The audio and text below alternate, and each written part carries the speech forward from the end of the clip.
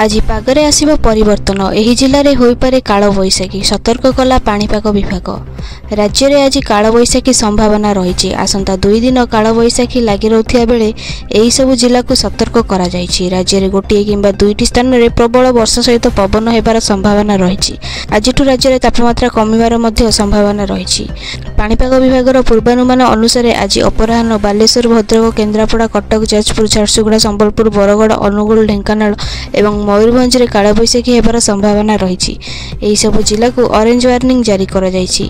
सेहीपरि पुरी खोर्धा नयागढ़ गंजाम सोनपुर गजपति बौद्ध कलाहांडी कंधमाल बलांगीर नुआपड़ा कोरापुट रायगढ़ एवं मालकानगिरी मध्ये वर्षा हेबार संभावना रही।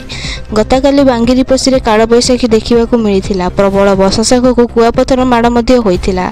आसंता 23 तारिख जाए राज्य में काल बैशाखी वर्षा नहीं संभावना रही।